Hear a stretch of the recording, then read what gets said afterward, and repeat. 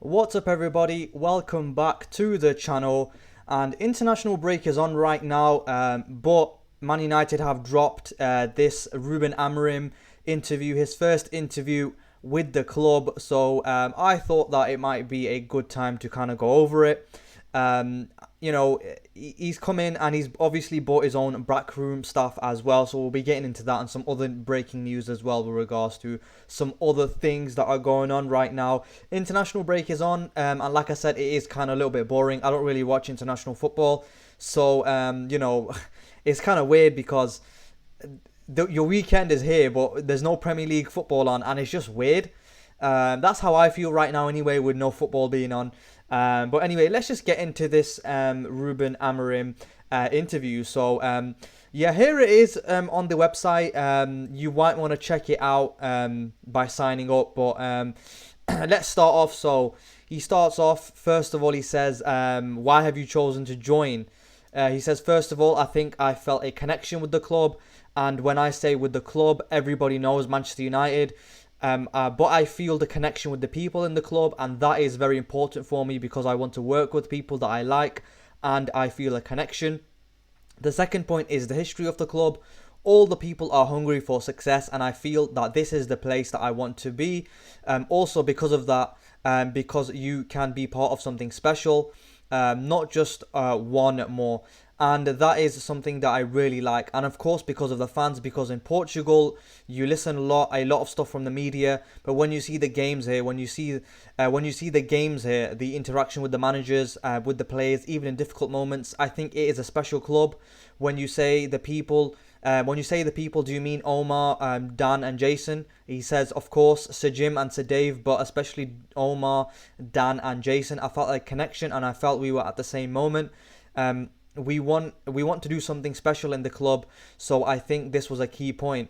Someone said that Cristiano Ronaldo called you a poet. Is that true? He says, yeah, but it's like a funny thing because when I speak from the heart. I think the people feel that it was something just to have fun. And you played twice here. What were your memories? Not very good. I didn't win, so I like to win. This is important for me to have fun, but to win. I remember the crowd. We were winning 2-0 with Braga, but they turned up and it was over for us and we lost the game. So it's a special place. So yeah, Ruben Amorim did play against Manchester United for Braga and they were winning and they lost. So he has played against United before. Do you want to use that power of the crowd now that you're in charge? Of course, if you are a coach and you want to use the most important thing, of course the players play the game, but the environment is so important because they play better if the environment is good. So of course we need the supporters to win football matches. The stadium is amazing right now. So yeah, when Man United talked to me, Omar, they told me about their plans. It's a real honour because I was the first choice to start. That path, so it's a great responsibility, but you feel honoured and excited to be part of that.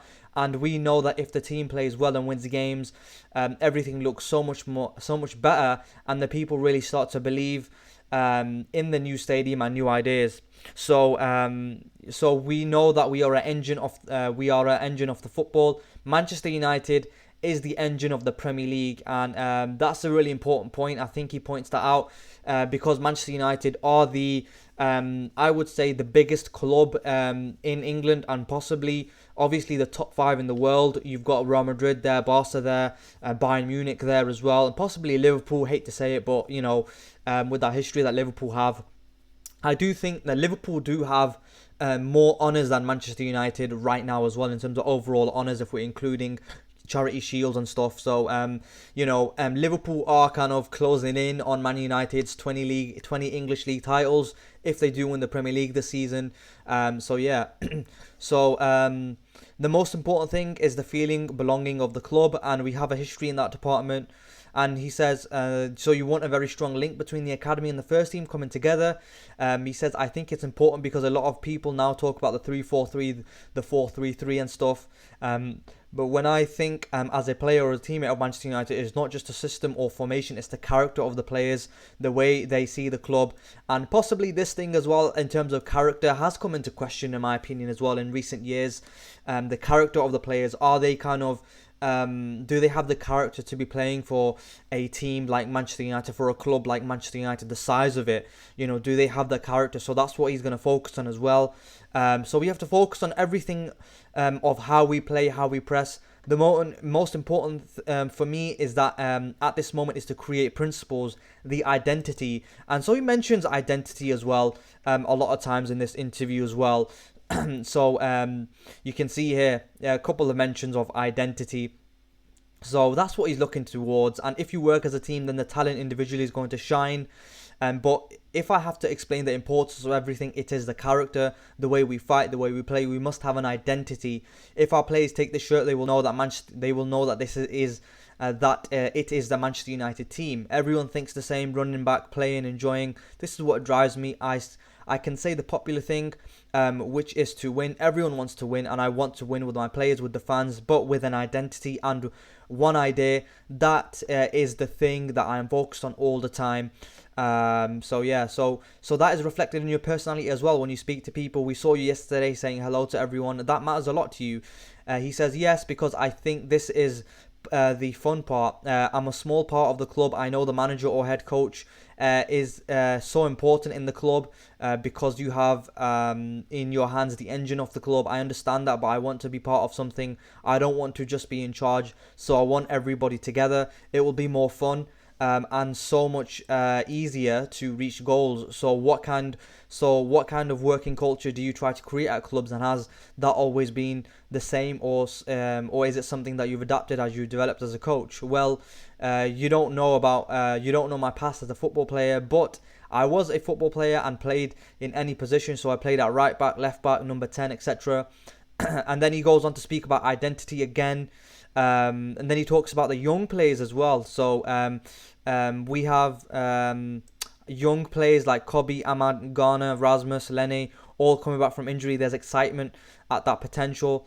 So he's looking at the young players as well in terms of getting them involved.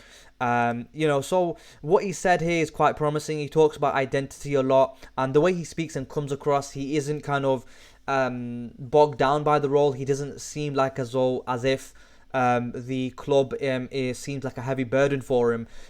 Previous managers, especially one, if I was to point one out, which would be David Moyes, when he first joined the club basically looked too big for him, and the stuff that he was saying wasn't right, in my opinion, in interviews. The way that he came across, it just didn't seem right in terms of David Moyes leading Manchester United. But with Amorim, it seems as though he knows what he's talking about, and he kind of is taking it in his stride as well. So that's really positive in my opinion, that he's not kind of bogged down by the pressure of managing a club like Manchester United as well. Really good interview in my opinion. He said the right things as well, being the engine of the Premier League. That's quite interesting in my opinion as well. Just wanted to speak a little bit about that. I think being the engine of the Premier League, I think what he means is that obviously we are the biggest club in England, of course, but we haven't won the Premier League in a long time, and he does mention that in his interview as well. What does he say? He goes, that's why we are a long time ago we don't win the Premier League. But if you ask, Manchester United is the biggest club in England, so that is part of a history. Is it not now? So we have to address that to show that we have to try and win again, and we're going to finish off. This is your opportunity to speak to them. What would you say? This is a great responsibility, and the first thing is that I'm really honoured to be here. It was my only choice because I think I really feel how big the club is, and then I will do everything for the team. I will defend my players if I have to, all the time against everybody. That is a key point for me, and I will I will try to do everything to put this club in the place that it belongs. And I believe a lot that we are going to succeed. So he's saying the right things. He seems really confident in himself and his ability. He doesn't seem under pressure from managing Manchester United, unlike we've seen with previous managers. So it is looking quite promising in my opinion with regards to Ruben Amorim coming in, but it remains to be seen as well, because he's not managed a club the size of Manchester United before, and it is a big step up coming from a club like Sporting in Portugal. who weren't necessarily kind of before Ruben Amorim took over. Sporting Lisbon were kind of in the gutter, I would say. He did deliver their first title in 19 years, and so he is joining Manchester United in a similar condition. Manchester United haven't won the Premier League title since 2013, and it's going to be coming up to 11. It's been 11 years now since we last won the Premier League title, and if we don't win it this season, it's going to be 12 years since we won the Premier League title. So he knows how to navigate that in terms of pressure. Sporting Lisbon, or Sporting CP, let's call them, they weren't kind of dominant in Portuguese football, and he did make them into a good challenging side as well. We'll have a look at something as well on Twitter here as well. So Amorim here, he broke the curse. You lot are in trouble. Pep Guardiola will understand who my manager is. Trey, this guy tweets, who's like a Man United fan on Twitter, Pep Guardiola will understand who my manager is. Sporting then went on to beat Manchester City 4-1 in the Champions League, and Amorim broke the curse. You lot are in trouble. Whenever this guy tweets something, literally it always backfires, and we're in the gutter. Another thing as well, this comment left on a video by the United people. He says, "Hey there, Portuguese Sporting fan here. Good video and highlight of his strengths. To give you further context, Amorim joined Sporting at literally the worst time in the club's history. The fans physically attacked the players and half left. There was no money and coaches were being eaten by the dozen. Enters Amorim for 2.5 years at that point. Enters 5 years Sporting. After 5 years, Sporting is top dog of Portuguese football, something that hasn't happened in over 50 years. This is beyond unique of a feat, especially when your competitors have double the money, Benfica and Porto, who are more kind of successful and do have more money to spend in the transfer market, and they are kind of have more history and are more successful than Sporting. The feeling here is of utter sadness. You are taking away a literal miracle from the club, and yet you do not realize it, which is kind of infuriating. It's okay, life goes on, and forever we will remember what he made us achieve." So that's a Sporting fan leaving a comment about Ruben Amorim, and so a lot of fans are getting quite excited. They're kind of getting quite giddy at the prospect of Ruben Amorim coming in. But I'm just going to take it one game at a time, because I've been in this position before with regards to other managers as well, and I've been left disappointed. I've been left frustrated. So, we need to take, well, me especially, I'm not going to get too giddy or anything like that. I'm going to take each game as it comes, one game at a time, and we will see where Ruben Amorim is after 10 games. I'm going to give Ruben Amorim a total of 10 Premier League games to see where we are at, and then I'll properly give my kind of view and verdict with regards to if I genuinely believe that we are going to be successful under this manager or not. I think 10 Premier League games is a good kind of indication to kind of suggest where we are gonna be at. But the one good thing about Ruben Amorim is that he's saying that he wants to deliver right now. He's not about kind of waiting and kind of developing players or whatever. Unfortunately, what Erik ten Hag was banging on about, we have a young team, we've got young players coming through, and he was kind of making excuses for himself with regards to not delivering. And Erik ten Hag, of course, in my opinion, rightly did get sacked. He should have been sacked at the end of last season after the FA Cup final, win against Manchester City, but the board waited for it to get to this point. But Erik ten Hag, I think he was kind of making excuses. He wasn't delivering on what he was kind of appointed for. And the one thing that I like about Ruben Amorim is he's going to stick to his principles. He's not going to change. He has to play that 3-4-3 or the 3-5-2 or that 3 at the back, whatever he wants to do. It has to be his way, and he has to kind of stamp his authority on the club and the team, and take ownership of that. And unfortunately for Erik ten Hag, he didn't kind of implement that Ajax style of play that he wanted to. He was like, I can't play this Ajax style of play at Manchester United. For whatever reason, he didn't want to do that. I think with Amorim, he is kind of, hopefully he abides by his principles, doesn't bend to the wishes and wants of the players, and hopefully he kind of does deliver on his principles, and I would rather a manager did that than kind of back off and kind of do something else, or not kind of deliver on what they're promising in terms of how they play. You're coming into a team like Manchester United. Surely they would have had conversation with him in regards to how they want to play, and I think we have to play the way Ruben Amorim wants us to play. That's how he was so successful at Sporting. And whether it's 4 at the back, whether it's 3 at the back, hopefully it is 3 at the back.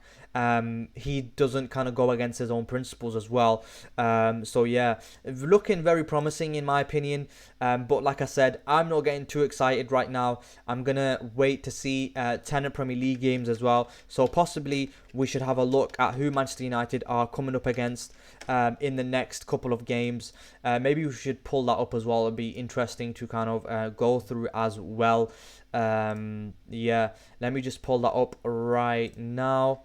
So I think 10 Premier League games will give me a good indication with regards to where we're going to be at in terms of Ruben Amorim, if he's going to be successful, if he's not going to be successful.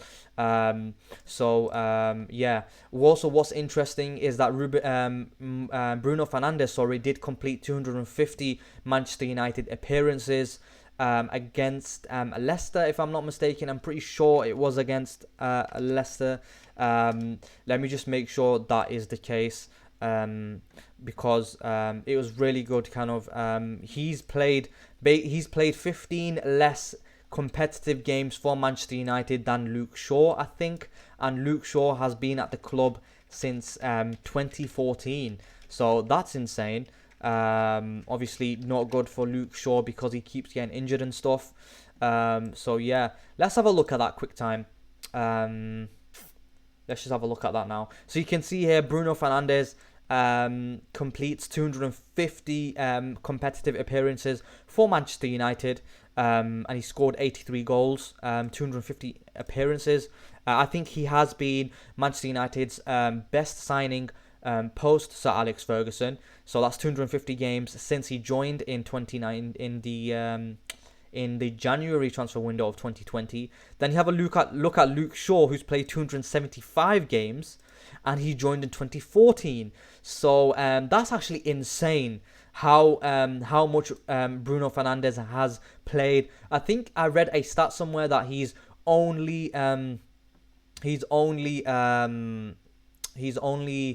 what was the stat? Sorry, let me remember the stat. He's only missed 15 Manchester United competitive games, which is insane. So this is Bruno Fernandes' goal involvement, since his debut. So you've got Mohamed Salah there with 134 goals and 64 assists, 198 GA in all competitions since 1st February 2020 v Wolves. That was Bruno Fernandes' first game for Manchester United, and Bruno Fernandes there 155 GA in all comps, above Kevin De Bruyne and Son Heung-min. I think this is only Premier League. I'm pretty sure this is only Premier League, all competitions, Premier League players. So I'm not sure what these stats are for the rest of Europe in terms of other attacking players in Europe. But that is absolutely insane, absolutely brilliant. And I don't understand how Bruno Fernandes gets all the criticism as well. I don't understand. Obviously, he did have a poor start to the season. I'm not going to shy away from that. He was poor in the first couple of games at the start of the season, but he has picked up.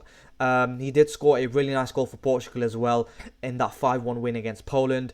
But yeah, he has picked up his performances lately, and he is looking pretty good as well. So yeah, in terms of Man United's fixtures, let's have a look. Of course, we are playing against Ipswich Town for Ruben Amorim's first game in charge. I'm expecting us to win this. I'm expecting to win against Everton. Against Arsenal, I'll take a draw. Nottingham Forest, we have to win at home. Manchester City, I'll take a draw. Bournemouth, we got to win. Wolves, we got to win. Newcastle, we got to win. Liverpool, I'll take a draw as well. So how many games is that? 1, 2, 3, 4, 5, 6, 7, 8.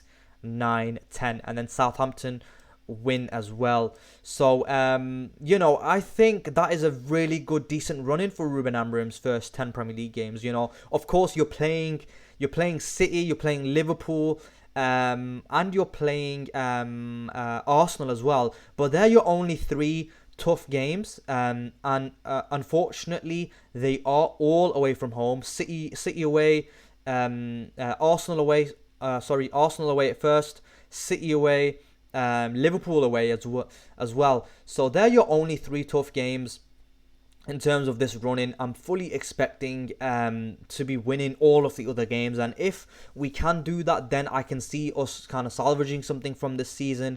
We are only I think 4 points away from top four, if I'm not mistaken, so it's not completely over.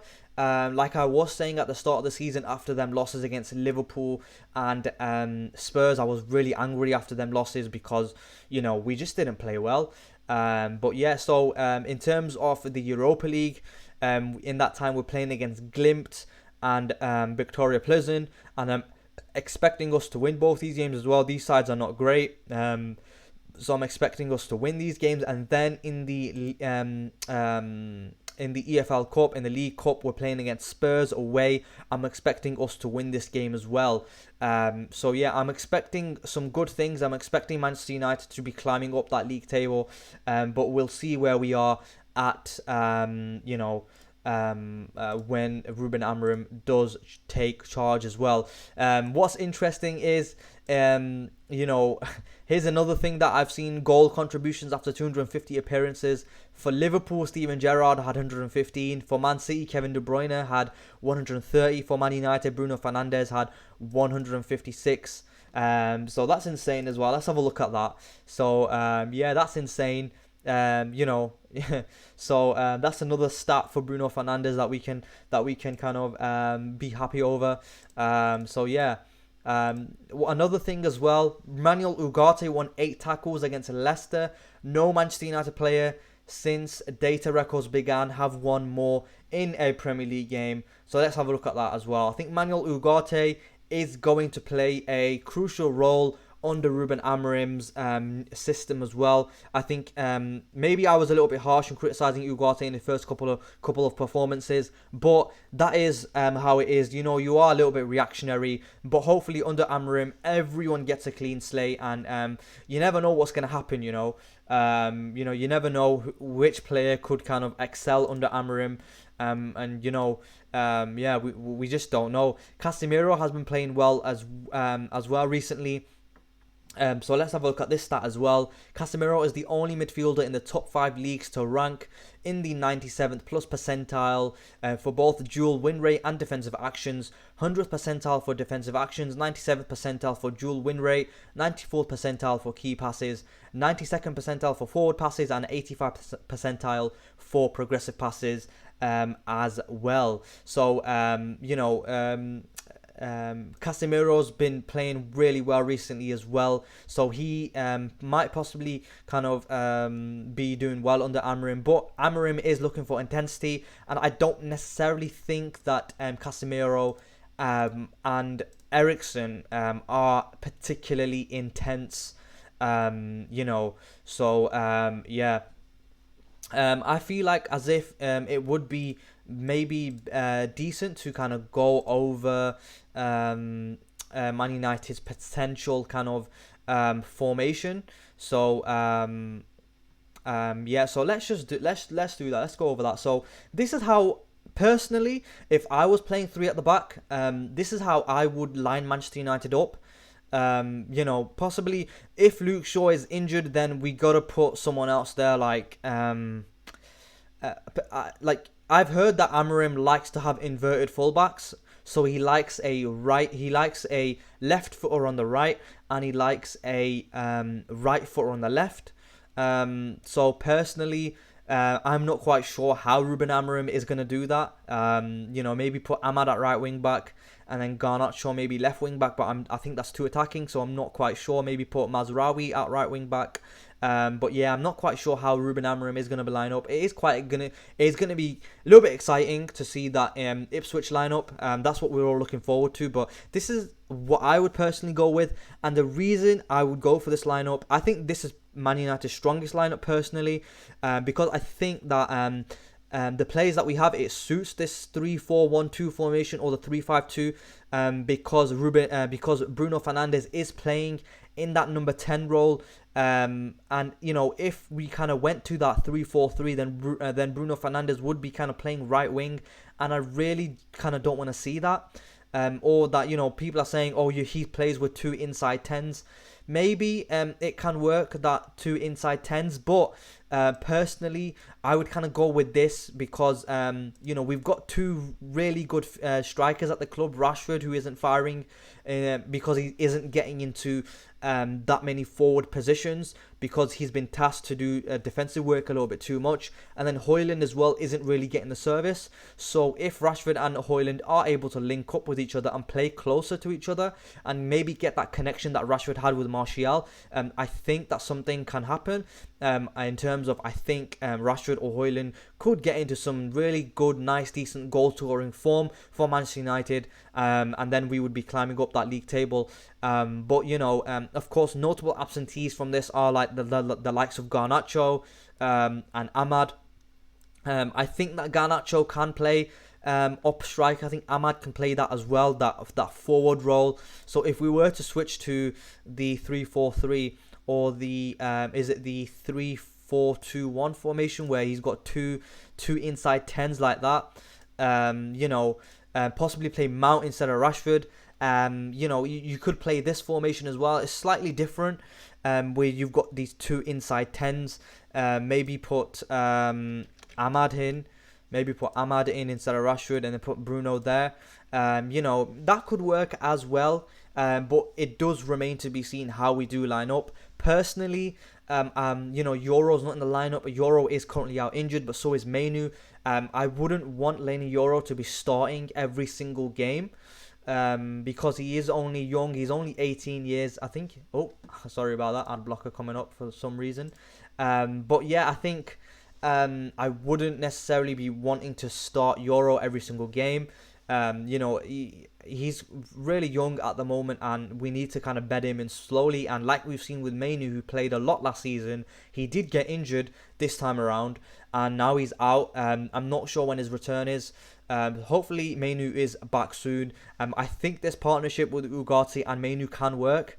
But yeah, in terms of how Manchester United play, I really kind of hope that we have intensity in our play, and if Ruben Amorim wants us to press, I hope that it's kind of a good press and not a kind of a lackluster press like we saw again under Erik ten Hag. That 4-2-4 high press really didn't work. And I don't understand why Erik ten Hag kept trying it. Possibly maybe just kind of be a little bit more counter-attacking, just sit in a little bit more maybe. But Ruben Amorim has said that, he can't necessarily play that way like he did with Sporting, whereby Sporting had, I think, 27% possession against Manchester City. I should have a look at that right now. So let's have a look. Sporting 4-1 Man City. Let's see the stats of that game. I'm pretty sure Sporting didn't have a lot of possession that game. 27% possession Sporting had, but Man City did kind of run out of ideas in that game, and they weren't kind of threatening going forward that much. But yeah, Victor Gyökeres did score 3 goals, and the question remains to be seen: can Ruben Amorim get the best out of Højlund? I think he can personally. I think Gyökeres and Højlund are a little bit similar. They have similar profiles. Not just because they're from the same region. In terms of Scandinavia or whatever. One's from Højlund is from Denmark, and Gyökeres is from Sweden, I think. Let me just make sure. I'm pretty sure he's from Sweden. Let me just check. I don't want to get this wrong. Yeah, so Gyökeres is from Sweden. Oh, I'm searching it there. Whoops. Yeah, so Gyökeres is from Sweden, and he's got a really good goal-scoring record for Sporting right now as well. But I think that Højlund and Gyökeres are a little bit similar in terms of their profile. There's no reason as to why Ruben Amorim can't get the best out of Højlund and make Højlund into that 20 Premier League goal a season striker that we've been lacking.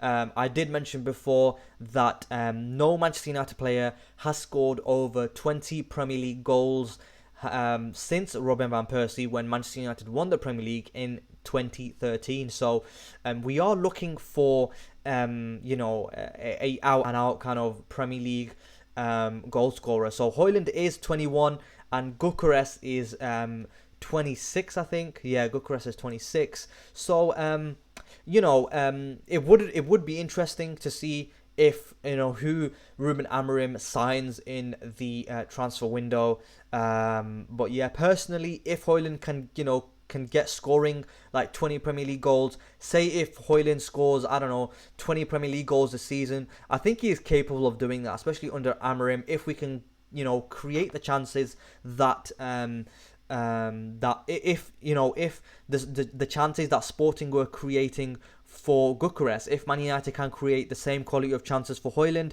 there's no reason as to why Højlund can't score 20 Premier League goals. And if we were to do that, then we wouldn't necessarily, in my opinion, need Gyökeres. I think if we were to sign Gyökeres, then Rashford, Højlund or Xerxes, I think one of them would have to leave. In my opinion, because then we would just have too many strikers at the club, and the formation that Ruben Amorim wants to play isn't necessarily catered towards two strikers. Like I said, maybe maybe that 3-4-1-2 formation would be more suited to Manchester United. If Gyökeres were to come in, then we had Gyökeres and Højlund up front. Rashford and Xerxes would most probably be moved on. The same can be said about Luke Shaw as well. If he can't prove his fitness, then we would need to sign a left wing back as well. I think the fitness of Malacia and Shaw needs to be kind of looked at, and if they can't be fit for this season, then I think both of them, Shaw and Malacia, both of them need to be moved on.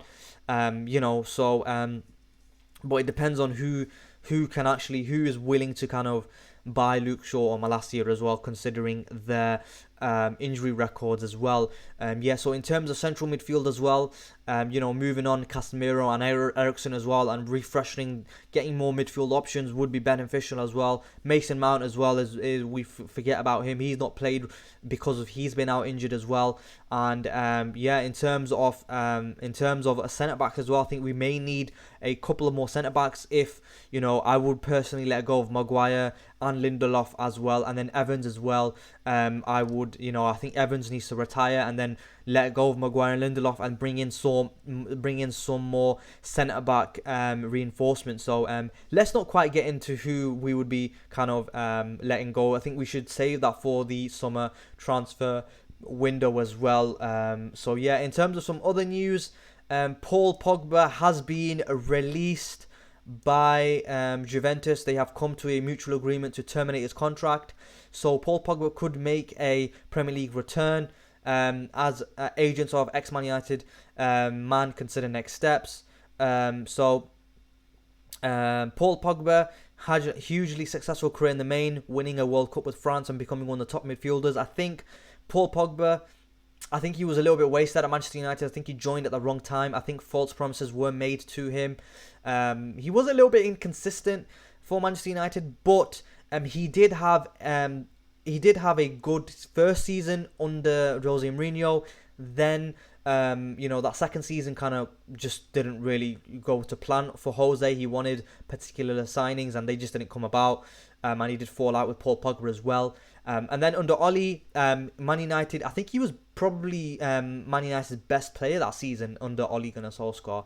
I think he finished the top scorer of the club, if I'm not mistaken. So I just want to confirm that. Let me just confirm that he did in fact finish top goal scorer of the club in that Ole Gunnar Solskjaer season. And so Paul Pogba did finish with 13 league goals and in all comps Paul Pogba finished with 16 goals, so he was the top goal scorer for Manchester United in the season that Ole Gunnar Solskjaer took over, and he did have a decent season in my opinion. When Ole came in, he kind of rejuvenated the squad and stuff, and let me just have a look. Lukaku got 12 goals in the league, Paul Pogba got 13, Marcus Rashford got 10, so Anthony Martial got 10 goals in the league as well. So the league goals were kind of distributed quite evenly between them players. But yeah, if we have a look, I'll show you right now on the page. You can see right there, top goal scorer Paul Pogba with 13 in that season when Ole Gunnar Solskjaer took over. But I think Paul Pogba, like I said, I think he was a little let down by the club a little bit. I think that he was probably our best midfielder when he came in, and he was probably our best midfielder up until the point Bruno Fernandes comes in. But Bruno Fernandes is kind of playing as a second striker, as a number 10, not really in that central midfield position that Paul Pogba occupied.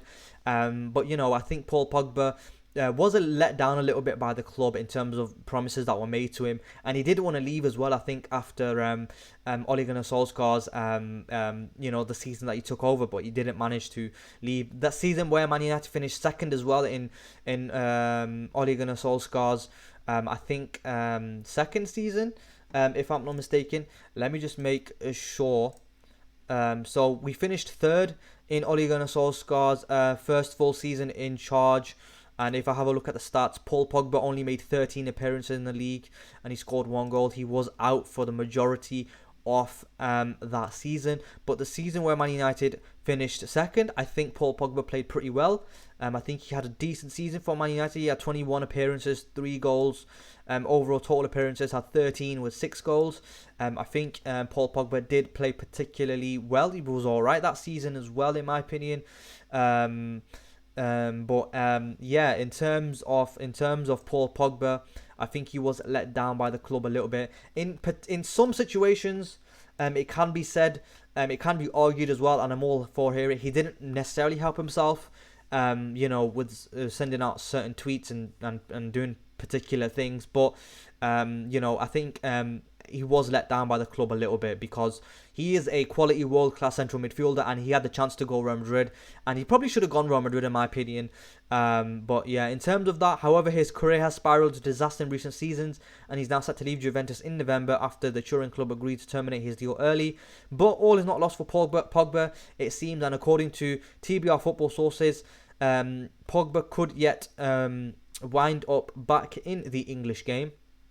So I have read reports that he is looking to train with Manchester United as well at Carrington as well. So that would be interesting to see because the same thing happened with Evans. Evans came to train with Man United and ended up signing a contract. So personally, would I take Pogba back at Manchester United? And the answer is yes, depending if he's on reduced wages and stuff. So it depends a lot. Actually, it depends on the wages. It depends on the type of contract he would sign. I think he is free to play from March because that's when his ban ends. So personally, depending on the wages, it depends on a lot of things. Wages, the type of contract he wants. Is it a 1 year? Is it a 2 year? That type of thing. Personally, yeah, I would personally take him back.